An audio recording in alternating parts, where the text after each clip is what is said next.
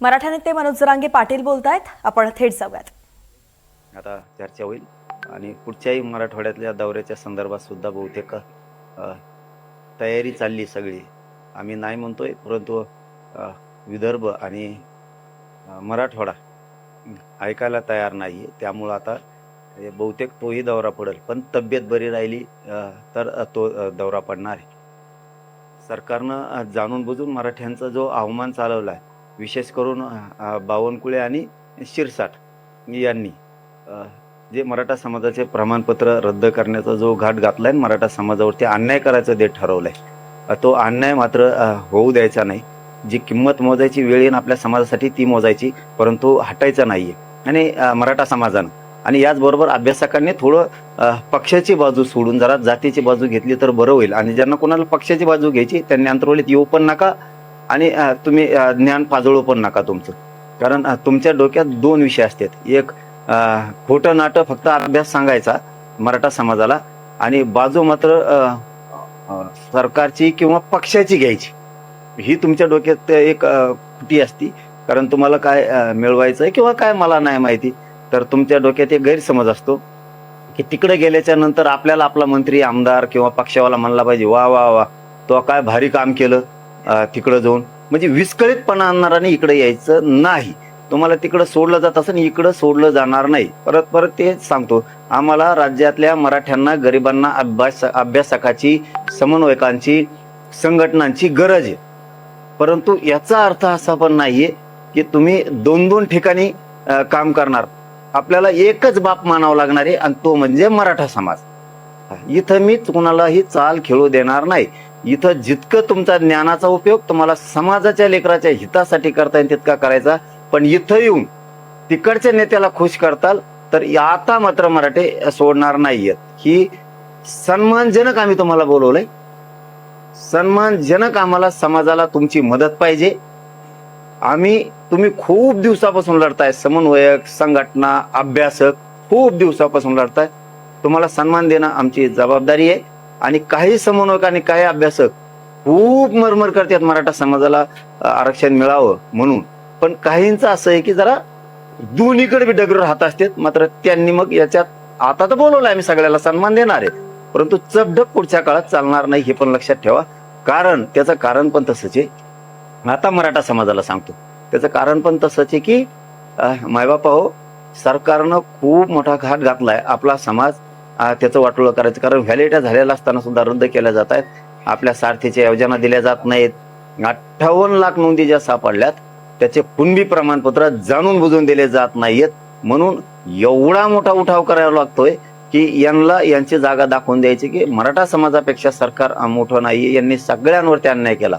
यांनी सरकारवरती अन्याय केला, यांनी धनगरांवरती अन्याय केला, यांनी मायक्रो ओबीसीचं पुरं वाटोळ करून टाकलं, यांनी बंजारा समाजाचं वाटोळ केला, आदिवासी तर पुरा उद्ध्वस्त करून टाकला, यांनी दलित मुस्लिमाचे तर कार्यक्रमच लावून टाकलाय. म्हणून ही जी खतखत आहे ना, हिला कुठंतरी वाट मोकळी करावी लागती.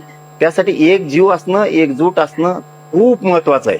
म्हणून मराठा समाज तर एकजूटच आहे, त्याच्यात काय दुमत असायचं कसलंच कारण नाही. परंतु आता जो पश्चिम महाराष्ट्रानं इतिहास घडवला ना, यामुळे पुरं राज्य ढवळून निघाले. विदर्भ म्हणतोय आम्ही कुणबी आहेत, मराठी आहेत, पण आम्ही मात्र 100% तुमच्या लेकराच्या मदतीला येणार आहेत. बावनकुळ्यानं आणि शिरसाटनं मराठा समाज जे उद्ध्वस्त करायचा ठरवलाय ना, त्यांनी जो जातीय तेढ निर्माण केलाय, त्यांनी जो मराठा समाजावर अन्याय करायचं ठरवलं ना, ती आपल्याला मोडून काढावाच लागतोय. त्यांना आता 28 तारखेपर्यंत वेळ दिलाय. त्यांनी दिलं आहे, नुसता पुढची रणनीती आपण ठरवणार आहेत. पण मराठ्यांच्या लेकरांचं एकही प्रमाणपत्र जाऊ द्यायचं नाही. 58 लाखाच्या नोंदी घ्यायच्या, नोंदी घेतल्यात, त्याचे कुणबी प्रमाणपत्र घ्यायचे. हैदराबाद गॅजेटनुसार पूर्ण मराठवाड्यातल्या मराठ्यांना प्रमाणपत्र त्यांच्याकडून आता घ्यायच्यात. ह्या आंदोलनात 29 ऑगस्टच्या सुट्टी द्यायची नाही. सातारा, संस्थान, कोल्हापूर, पुणे आणि औंध या गॅजेटेडचा GR घेऊन लागू करायचा आहे. बलिदान गेलेल्या कुटुंबाच्या नोकऱ्याचा जे ऊर्जा विभागाचा GR राहिलाय ते सगळे घेऊन त्याची अंमलबजावणी करून पोरांच्या घरी ऑर्डर गेल्या पाहिजेत. ACBC आणि EWS याच्यातले जेवढे विद्यार्थी राहिलेत ना, तेवढे विद्यार्थ्यांना माझं आज हात जोडून आव्हान आहे. प्रत्येक पोरानं ज्यांची निवड झाली त्या प्रत्येक पोरानं आपण आपला अर्ज घेऊन यायचा की निवड झाली पण आमची नियुक्ती दिली नाही, याला जोडून जर तुम्हाला येता येत नसेल, तुम्ही जर पुढे दुसरीकडे ड्युटी करत असताल, तर तुमच्या घरच्याला, पालकाला, कोणालाही तुमचा अर्ज घेऊन पाठवून द्या आंतरवालीत, की आमच्या पोराची एसीबीसी आणि ईडब्ल्यूएस मधून निवड झाली होती, पण सरकारनं नियुक्ती दिली नाही. घेतल्याशिवाय तुमच्या माणसाने माघारी जायचं नाही, नियुक्त्या दिल्याशिवाय.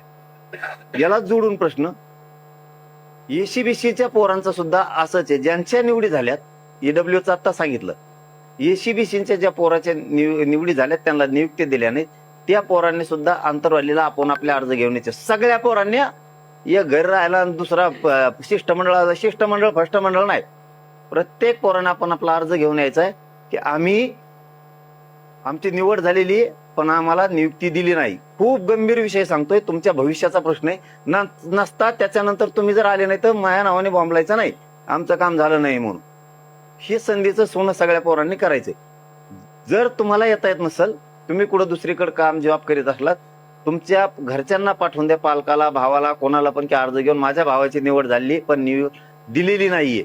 नियुक्ती होऊस तर, तुमची निवड होऊस तर, नियुक्ती होऊस तर तुमच्या माणसाने माघारी जायचं नाहीये.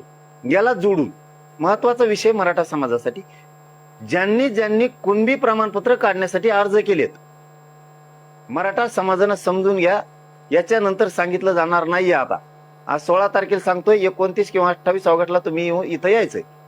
ज्यांची कुणबी नोंद सापडली, त्यांना कुणबी प्रमाणपत्र दिलं नाही, त्यांनी कोणाकडे अर्ज केलाय, कोणत्या तालुक्याचा आहे, तुमचं नाव, कोणचा अधिकारी आहे, कोणत्या भाषेत तुमची नोंद सापडली, अधिकारी देत नाही, त्यांनी तिथं पण अर्ज द्यायचा आणि एक इकडं पण अर्ज घेऊन यायचा की आम्हाला प्रमाणपत्र दिलं नाही.